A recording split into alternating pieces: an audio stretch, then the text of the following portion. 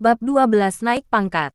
Setelah memutuskan untuk bersembunyi di belakang Bang Badui, aku juga tidak ragu lagi.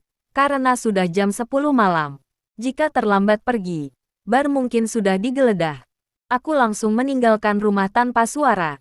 Ketika aku tiba di bar, semuanya terlihat normal. Lampu-lampu menyala, yang membuat aku sedikit lega karena masih bisa datang tepat waktu. Ketika aku pergi ke ruangan kerja untuk mengganti pakaian kerjaku. Saat baru selesai berganti pakaian dan bersiap untuk ke ruangan Bang Badui, tiba-tiba punggungku ditepuk dengan keras oleh seseorang. Sangat sakit rasanya pada saat yang sama. Suara omelan terdengar di telingaku, tidak datang bekerja selama 2 hari. Dan hari ini dia terlambat lagi. Masih ingin melakukannya atau tidak? Jika kau tidak ingin melakukannya lagi kau bisa dikeluarkan. Itu adalah suara Ketua Edi. Para pekerja di sini dibagi menjadi 2 kelompok. Setiap kelompok terbagi dari 5 orang. Kehadiran dan absen semua di bawah kendali ketua kelompok. Sebenarnya, itu bukan posisi yang tinggi. Edi selalu galak di depanku.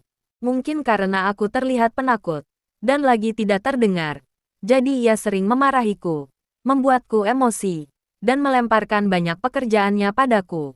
Sejak aku bekerja sampai sekarang, dia terlihat sangat bebas. Karena pada dasarnya aku yang membantunya membuat segala pekerjaannya.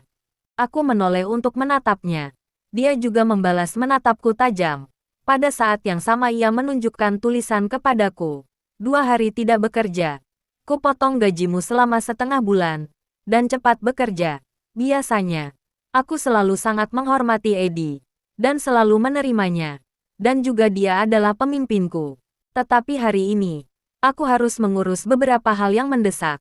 Juga sudah terlalu malas untuk menghiraukannya. Dan aku benar-benar memiliki pendapat besar untuknya. Ketika dia datang, dia mengatakan bahwa dia memotong gajiku selama setengah bulan. Dia sebenarnya ingin memakan uangku. Aku telah membantunya melakukan begitu banyak pekerjaan. Dia pun tidak berterima kasih padaku. Masih saja menindasku. Benar-benar ia menganggapku seperti orang cacat. Aku mendorong tangan kertasnya itu, dan berjalan langsung ke area ruangan bar di lantai 2. Karena kantor Bang Badui ada di sana. Ketika aku berjalan, aku mendengar Edi memarahiku di belakang. Wah, bajingan ini sudah marah. Kau tidak perlu melakukannya lagi. Aku mengabaikannya. Langsung pergi ke lantai 2. Dan dia juga tidak mengejarku. Aku tebak ia pikir aku pergi ke toilet atau mengerjakan sesuatu. Ia mungkin masih berpikir tentang cara meluruskannya padaku. Setelah naik ke lantai 2, bisnis bar sedang sangat baik hari ini. Beberapa ruangan penuh. Tetapi ketika aku menuju ke pintu masuk kantor Bang Badui, pintunya terkunci. Aku mencoba mengetuk 2 kali. Tidak ada orang. Itu membuatku langsung gugup. Bukankah Claura mengatur semuanya dengan baik? Apakah Bang Badui telah dibawa pergi? Aku memutuskan untuk pergi ke Bibi Reza dan menanyakan nomor telepon Bang Badui. Tetapi ketika aku turun, aku melihat Bang Badui kembali. Dan dia secara sadar mengabaikan pelayan seperti aku dan mengira aku sedang bekerja. Ia mengabaikan aku begitu saja dan langsung pergi ke kantor. Aku takut polisi akan segera datang. Aku segera mengikuti Bang Badui. Setelah membuka pintu kantor, Bang Badui menoleh dan bertanya padaku mengapa aku mengikutinya. Aku memberi isyarat padanya. Memberi isyarat bahwa aku tidak bisa mendengarnya. Dan kemudian aku mengetikkan sesuatu untuknya. Bang Badui rupanya tahu bahwa ada pelayan yang tuli dan bisu seperti aku di bar itu. Tak disangka emosinya lebih stabil dari yang kukira. Dia tidak marah padaku, tetapi membawaku ke kantor. Aku mengetiknya dengan cepat. Aku bilang, Bos Badui, mari kita bertemu Claura. Dia ingin menjebakmu. Aku punya cukup bukti. Setelah membaca tulisanku, Bang Badui mengambil waktu sejenak. Karena sekaligus aku menyinggung tentang Claura, jadi harusnya ia percaya padaku. Dia juga mengeluarkan ponselnya dan mengetik menyuruhku untuk melanjutkan. Aku tidak ingin membuang waktu. Dan langsung menulis, situasi ini sangat mendesak. Aku tidak akan membuang waktu lagi. Asalkan Bos Badui berjanji 2 syarat. Aku akan segera menjelaskannya kepada Anda. Dua kondisi itu adalah, 1. Aku ingin mendapatkan posisi kokoh di bar dan memiliki ruangan. Kedua, setelah berhasil membantu Bos Badui memecahkan masalah ini, aku berharap bos akan memberiku hadiah yang sebanding. Bang Badui mengetik dan berkata, anak muda, aku suka orang-orang sepertimu yang langsung to the point. Baik, selama kau benar-benar membantuku, aku akan memenuhi persyaratanmu. Lalu aku berkata bahwa Claura akan menjebaknya dan menyembunyikan racun di kantornya, dan segera akan ada catatan untuk diperiksa. Setelah melihat apa yang aku tuliskan, wajah Bang Badui tiba-tiba berubah hitam, dan dia jelas gugup. Kemudian dia mencari di dalam ruangannya. Aku sebenarnya sangat gugup pada saat itu. Jika dia tidak menemukannya, Bang Badui pasti akan berpikir aku berbohong kepadanya. Untungnya, Bang Badui menemukan beberapa kantong pil seperti di lacinya.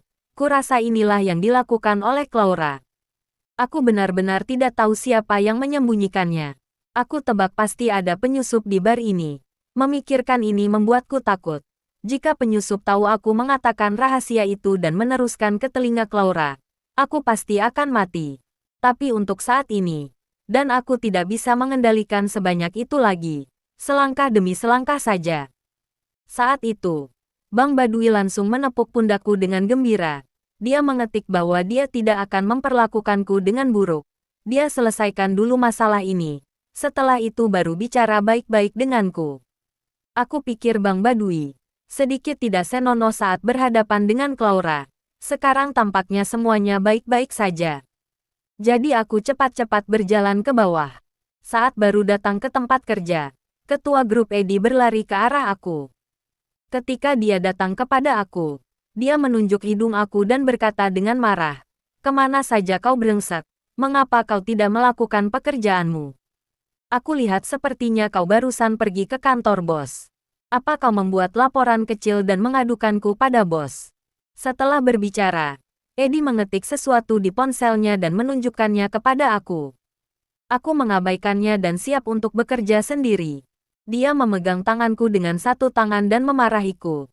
"Brengsek, bajingan ini lupa minum obat hari ini. Berani sekali mengabaikanku. Apa kau sudah tidak ingin bekerja di sini lagi?" Aku masih mengabaikannya dan membuang lengannya. Kali ini aku benar-benar membuat Edi marah. Dia datang dan menendang betisku sambil memarahi aku, "Orang cacat. Aku rasa kau benar-benar tidak ingin berada di sini lagi. Keluar dari sini. Di sini jika ada kau berarti tidak ada aku. Jika aku di sini berarti tidak ada kau." Aku memandangnya seolah-olah aku tidak mendengarnya. Dan dia yang emosi mulai mengetik dan memperlihatkannya padaku. Saat itu, suara Bang Badui terdengar di belakangnya. "Edi, kau benar. Alwi tidak seharusnya mendapat posisi ini." Aku kaku, memikirkan apa yang dimaksud Bang Badui. Rasanya seperti merobohkan jembatan setelah ia lewati. Dari teman berubah menjadi musuh. Edi segera mengubah wajahnya yang arogan. Dan dengan apik berkata kepada Bang Badui, "Bos Badui, Alwi adalah anak yang malas. Aku akan beri dia pelajaran. Apakah Anda benar-benar ingin memecatnya?" Saat itu Bang Badui datang berpihak pada kita. Dia mengangkat kakinya dan menendang perut Edi.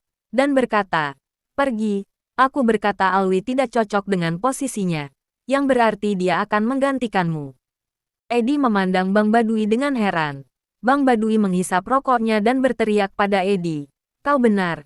Kau dan Alwi tidak bisa bekerja bersama. Kau dipecat. Keluar."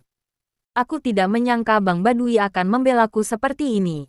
Sepertinya aku banyak membantunya. Dia sangat baik. Edi jelas takut untuk membantah Bang Badui. Dia ingin membela diri. Tetapi Bang Badui tidak memberinya kesempatan. Dan akhirnya dia pun pergi. Bang Badui cukup berpengalaman dalam hal ini. Dia mengambil kesempatan dan mengadakan pertemuan singkat untuk meminta semua orang untuk bekerja keras. Jangan seperti Edi yang selalu menindas rekan kerjanya.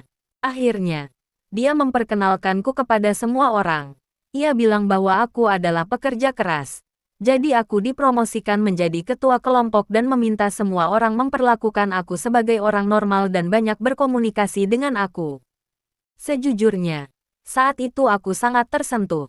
Aku tidak menyangka setelah menikahi Claura dan datang ke Nanjing, hal pertama yang memberi aku kesan baik adalah saingan cinta yang hampir aku bunuh. Aku dengan senang hati menerima posisi ini. Meskipun pemimpin tim sebenarnya adalah petugas resmi, tapi gajinya juga naik menjadi 7 juta. Dan aku melihat harapan untuk naik lebih tinggi lagi. Aku percaya bahwa selama aku melakukannya dengan baik, semuanya akan baik-baik saja. Belum lama aku merasakan kebahagiaan itu. Aku melihat Claura dan Felicia datang ke bar bersama. Mereka memilih tempat di sudut dan duduk. Aku takut. Aku bersembunyi di ruang kerja dan tidak berani keluar. Aku tahu bahwa mereka pasti akan datang untuk menonton pertunjukan bagus dan ingin melihat Bang Badui ditangkap. Benar saja. Tak lama setelah mereka berdua datang, segera datang sekelompok petugas, mengatakan bahwa mereka menerima laporan dari warga. Dia terlibat dalam narkoba dan harus diperiksa. Petugas itu cukup teliti, dengan cepat langsung segera pergi ke kantor Bang Badui untuk mencarinya. Aku melihat Claura yang diam-diam datang ke pojokan. Matanya penuh harapan. Ketika petugas itu gagal, ekspresi wajah Claura berubah menjadi sangat masam. Itu jelek dan sulit dipercaya. Melihat penampilan Claura yang seperti itu, aku merasakan sedikit kesenangan di hatiku. Ini sangat keren. Aku sangat menikmatinya sekarang. Diam-diam aku bersumpah dalam hatiku. Ini baru permulaan. Aku harus membuatnya lebih banyak menderita lagi dan membuatnya jatuh. Dan aku masih memiliki banyak rencana di otakku. Tetapi kondisi sementara ini tidak cukup, dan aku belum bisa merealisasikannya. Dan begitu rencana ini berhasil, aku pasti akan membuatnya sedih dan menyesalinya.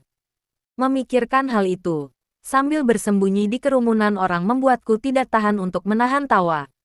Saat itu, Claura tiba-tiba memalingkan kepalanya dan melirik ke arah kerumunan. Aku sangat ketakutan dan menundukkan kepalaku. Tetapi aku merasa bahwa dia masih mengalihkan pandangan matanya padaku, membuatku menjadi tegang.